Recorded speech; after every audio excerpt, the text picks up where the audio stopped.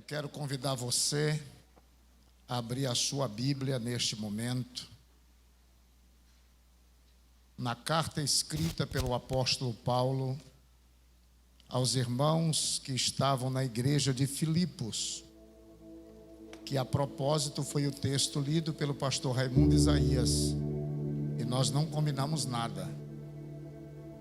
Combinamos apenas que ele faria a leitura, mas não o texto que seria lido. E ele leu Filipenses capítulo de número 3. Eu vou ler do versículo 12 até o versículo 14. Filipenses capítulo 3, do versículo 12 até o 14. Não sei se o Rian já está aqui no templo. Rian, se você estiver aqui no templo, pode assumir o teclado aqui para mim, por favor. Filipenses capítulo 3, do versículo 12 até o 14. Paulo diz assim: não que já a tenha alcançado, ou seja, perfeito, mas prossigo para alcançar aquilo para o que fui também preso por Cristo Jesus. Irmãos, quanto a mim, não julgo que o haja alcançado, mas uma coisa faço, e é que, esquecendo-me das coisas que para trás ficam e avançando para as que estão diante de mim, prossigo para o alvo, pelo prêmio da soberana vocação de Deus em Cristo Jesus. Você pode tomar o seu assento. Eu quero trazer-lhes uma breve reflexão que tem como tema a jornada de um vencedor. Eu tenho certeza que quando nós chegamos neste momento do ano, a maioria de nós costuma olhar para trás, pensar acerca de tudo aquilo que vivemos, refletir acerca de tudo aquilo que fizemos e até muitas vezes nos arrepender daquilo que fizemos ou deixamos de fazer.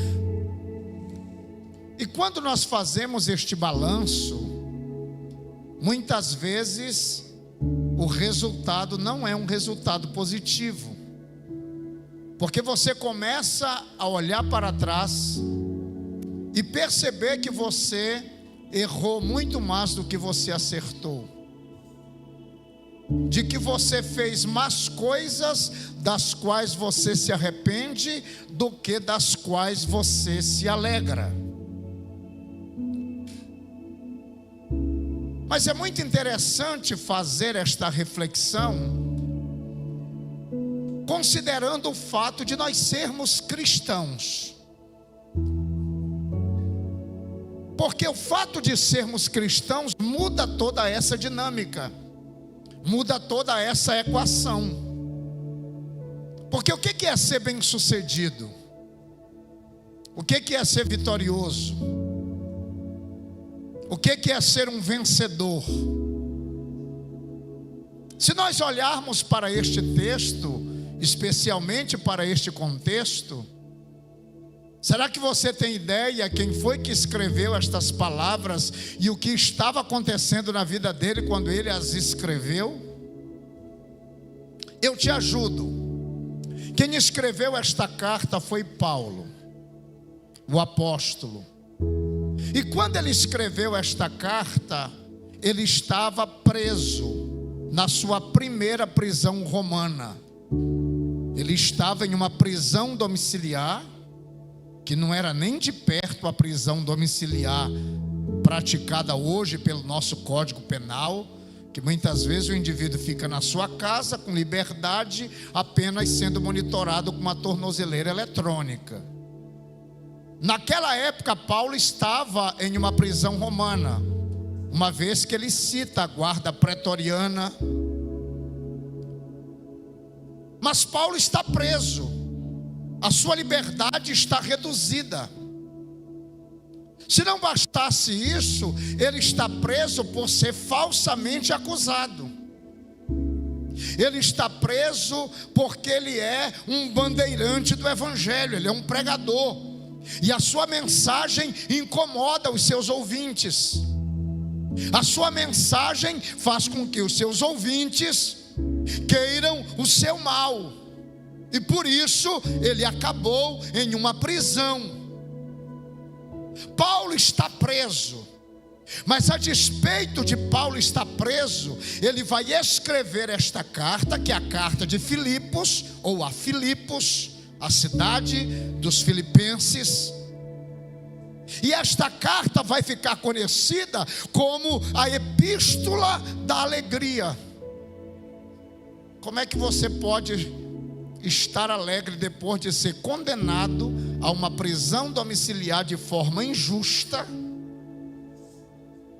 Depois de ter sido condenado a estar com a sua liberdade reduzida, como é que você pode estar feliz?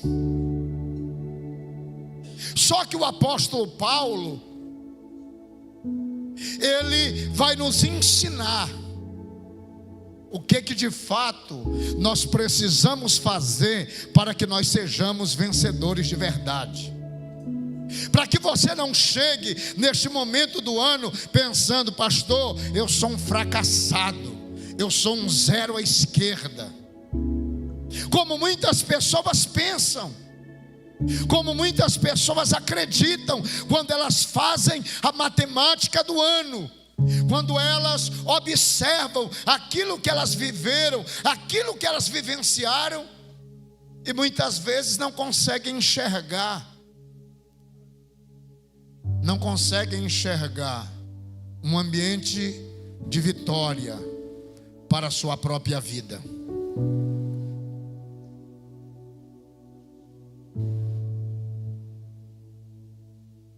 Paulo, então, aqui no capítulo de número 3, ele vai nos apontar, primeiramente, o propósito da sua vida.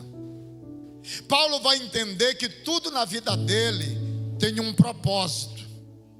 O propósito de Deus na vida de Paulo é encaminhá-lo para um estágio de aperfeiçoamento. Paulo entende que os açoites, que as prisões, que os desafios, que as angústias, que as privações, que as restrições, que tudo que ele está enfrentando faz parte de um plano maior vindo de Deus, para que ele pudesse se tornar aquilo para o qual o Senhor o chamou. E isso muda tudo. Porque quando você entende que a sua vida, ela na verdade está dentro do plano de Deus, está dentro de uma equação espiritual que tende a te levar a um estágio de aperfeiçoamento, aquilo que começa a acontecer na tua vida deixa de ser razão para você se sentir um derrotado. Deixa de ser motivo para você se sentir um fracassado. Porque ainda que você tenha enfrentado embates neste ano de 2025, ainda que você tenha sofrido algum tipo de privação, de restrição, de luta, você está dizendo: tudo isso é para que eu seja aperfeiçoado para o propósito pelo qual o Senhor me chamou. Paulo entende que tudo que ele está vivendo, ele vive porque ele deseja, ou porque Deus deseja que ele seja aperfeiçoado. E aí você talvez, ao olhar para o currículo de Paulo, você diga: pastor, é muita prova. Talvez você nunca tenha lido. Eu vou fazer a gentileza de lhe ajudar. 2 Coríntios capítulo 11, se a mídia puder colocar aí na tela para mim. 2 Coríntios capítulo 11, Nós vamos ler a partir do versículo de número 21. Coloca aí, 2 Coríntios capítulo 11. Me acompanhe nesta leitura, porque eu vou ler o currículo de Paulo. Você quer saber qual era o currículo de Paulo? Aqui está. Paulo vai dizer o seguinte, a partir do versículo de número 21. Envergonhado o digo, como se nós fôssemos fracos, mas no que qualquer tem ousadia, com insensatez falo. Também eu tenho ousadia. São hebreus, também eu. São israelitas, também eu. São descendência de Abraão, também eu. São ministro de Cristo, falo como de fora de mim. Eu ainda mais, em trabalhos, muito mais. Em açoites, mais do que eles. Em prisão, muito mais. Em perigo de morte, muitas vezes. Recebi dos judeus 5 quarentenas de açoites menos 1. 3 vezes fui açoitado com varas. 1 vez fui apedrejado. 3 vezes sofri naufrágio. 1 noite e 1 dia passei no abismo. Em viagens muitas vezes. Em perigos de rios. Em perigos de salteadores. Em perigos da minha nação, em perigos dos gentios, em perigos na cidade, em perigos no deserto, em perigos no mar, em perigos entre os falsos irmãos, em trabalhos e fadigas, em vigílias, muitas vezes, em fome e sede, em jejum, muitas vezes, em frio e nudez, além das coisas exteriores que me oprime cada dia, o cuidado de todas as igrejas. Irmão, aí Paulo, tendo esse currículo, vai dizer, pastor Wirley, a nossa leve e momentânea tribulação não há de ser comparada com a glória que em nós há de ser revelada.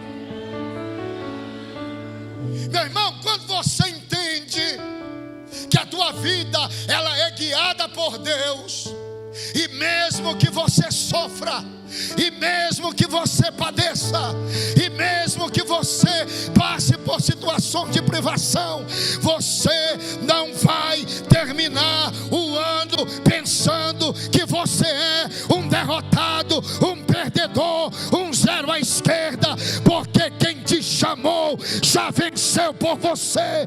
Quem te chamou foi aquele que disse que você é mais do que vencedor. Então, pastor, o que é que eu tenho que fazer para trilhar a jornada do vencedor? Primeiramente, entenda que você está vivendo o propósito de Deus. Quem aqui está vivendo o propósito de Deus? Quem aqui está debaixo da potente mão de Deus?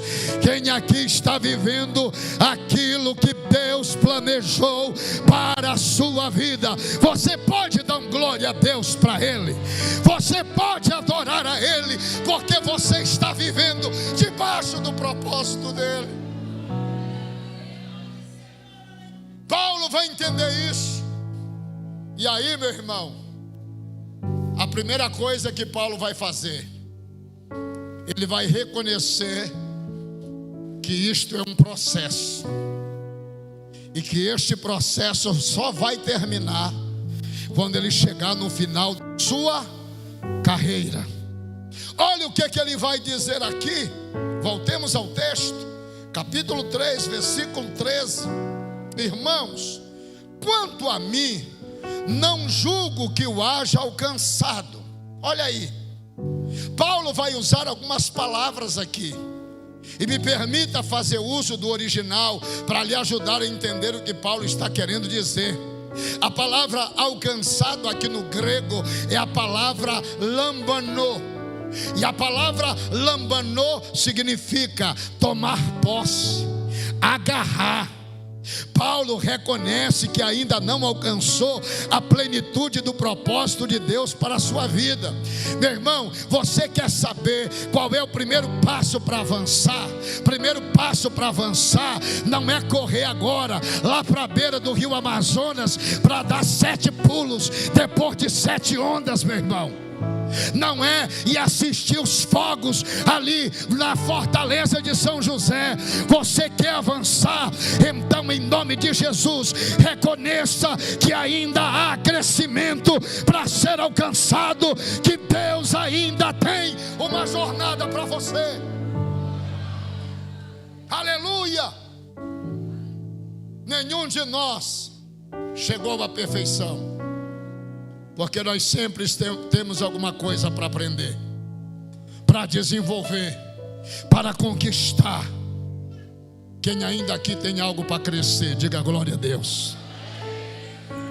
Aleluia, irmão. Tolo é aquele que acha que já sabe tudo. Tolo é aquele que acha que não tem mais nada para aprender. Tolo é aquele que acha que não tem mais nada para crescer. Neste ano de 2026, Deus vai alargar a tua visão, vai ampliar as tuas tendas, vai fazer você crescer naquilo que Ele tem para fazer na tua vida.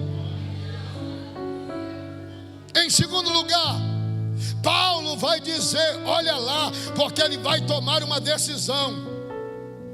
Ele diz o seguinte: uma coisa faço. O que Paulo faz? É que, esquecendo-me das coisas que para trás ficam. Deixa eu dizer para você, aqui está uma coisa que nós precisamos fazer hoje. Irmão, você não pode entrar em 2026 assombrado pelos fracassos de 2025. Você não pode entrar em 2026 amedrontado pelos erros que você cometeu.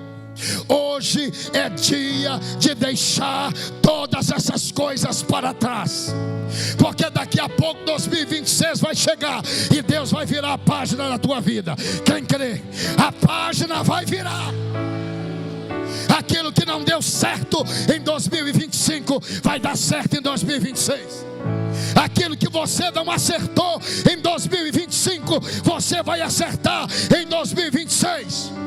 Aquilo que não aconteceu em 2025 vai acontecer em 2026, porque o nosso Deus é o Deus que torna novas todas as coisas. Aleluia! Eu olho aqui para o texto e a palavra esquecendo-me é a palavra epilantanomanai. E esta palavra quer dizer o que, pastor? Não mais levar em conta. Que Paulo está dizendo quando ele diz esquecendo-me das coisas que para trás ficam.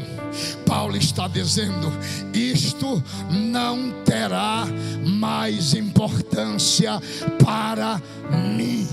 Isto não mais determinará a minha caminhada, porque o que eu fracassei vai ficar para trás, o que eu errei vai ficar para trás, o que não deu certo vai ficar para trás. O que importa agora é o que está na frente, é o que está na frente, é o que está na frente. Aleluia! Irmãos, um dos maiores problemas que as pessoas enfrentam hoje é que as pessoas ficam presas nos fracassos, nas feridas e até mesmo nas conquistas. Tem crente que só vive de passado. A última vez que Deus falou com ele foi em 2015. Faz 10 anos que Deus não fala. Deus ainda opera milagres. Deus ainda faz o impossível. Deus ainda realiza o sobrenatural. Realiza ou não realiza? Realiza. Deus faz. Terceira coisa coisa que Paulo faz, ele se esquece, mas ele também tem uma direção. Porque Paulo vai dizer: esquecendo-me das coisas que para trás ficam e avançando. Irmão, tem gente que diz que quem anda para trás é caranguejo. Nem caranguejo anda para trás. Você já viu? Ele anda para o lado. Nem o caranguejo anda para trás. O Salmo 126 diz que aquele que leva a preciosa semente, fazendo o quê? Andando, ainda que chorando. Eu costumo dizer que um crente só deve dar um passo para trás quando ele tem que dar um salto para frente. Entenda uma coisa: Paulo vai se direcionar para o futuro com intencionalidade. Ele diz: avançando para as coisas que estão adiante. A palavra avançando é pekiteinomai, que significa, diga comigo, esticar. Esticar-se para frente. Faça assim, ó, faça assim, faça. Eu vou dar a ideia exata do que Paulo está dizendo. Quem já viu aqui aquelas corridas de 100 metros rasos, por exemplo? Aqueles corredores. Qual é o último ato que eles fazem antes de chegar na linha? O que eles fazem?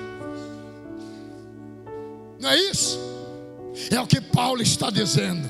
E eu não quero nem saber com o que está para trás. Eu só quero saber que agora eu vou me esticar para frente, para atravessar a linha da chegada e ser um vencedor.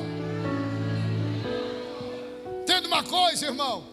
Crescimento espiritual e avanço na fé exigem esforço consciente. Você só avança se você determinar que você vai avançar. Você só avança se você colocar no teu coração que você não vai ficar estacionado, que você não vai ficar parado. Outra coisa, cadê os motoristas aqui? Levante a mão. Os motoristas, quem é motorista? Quando você dirige seu carro, você passa o tempo todo só olhando no retrovisor? O retrovisor, ele tem uma finalidade, sim ou não?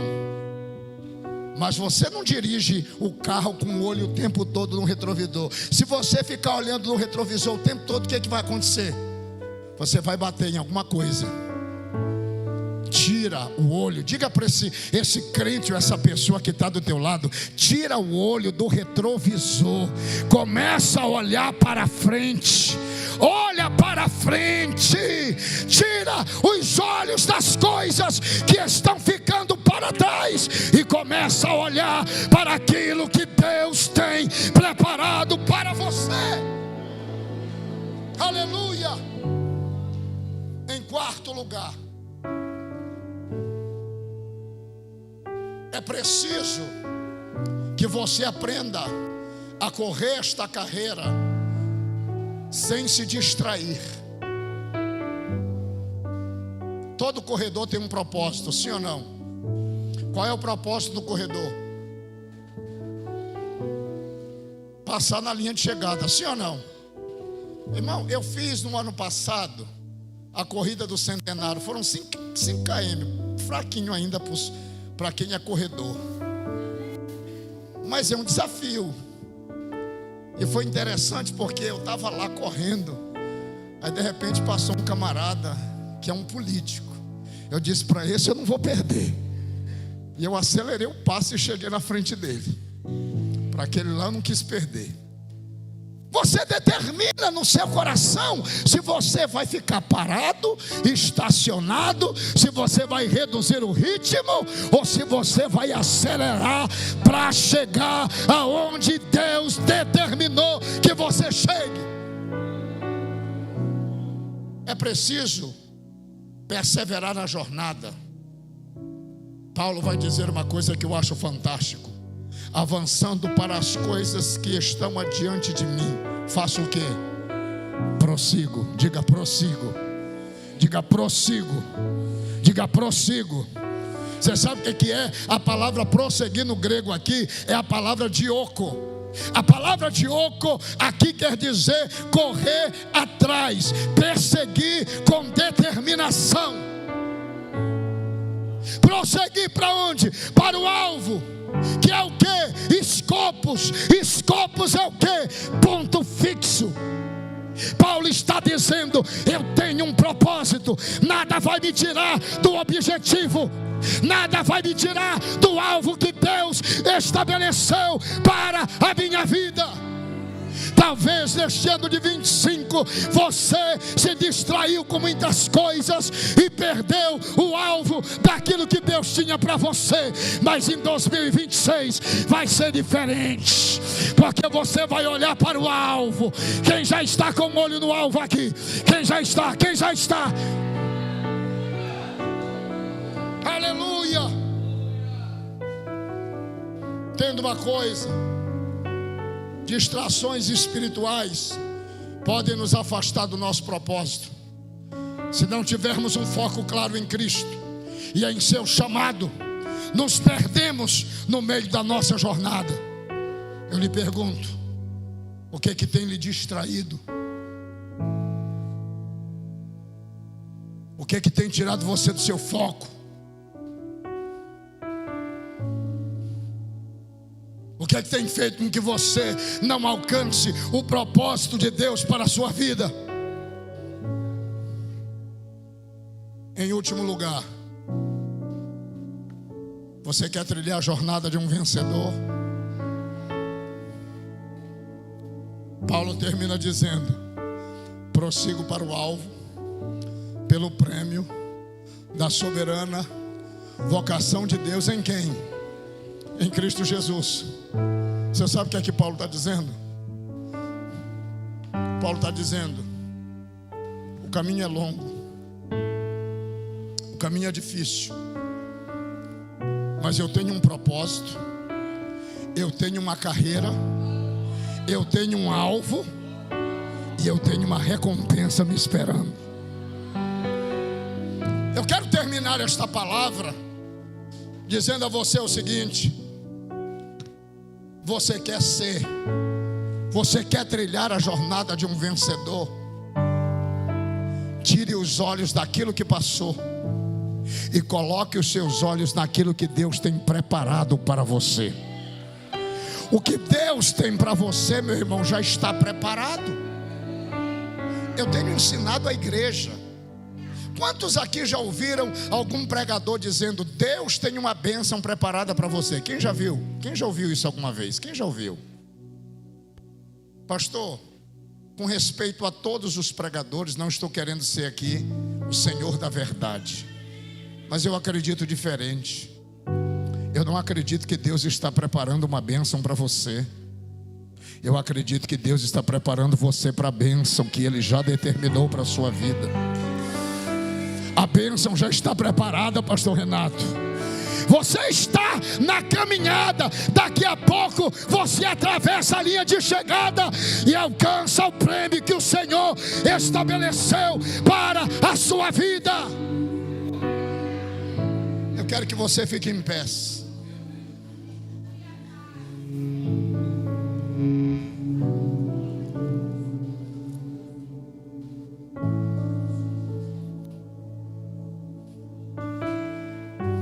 Em nome de Jesus,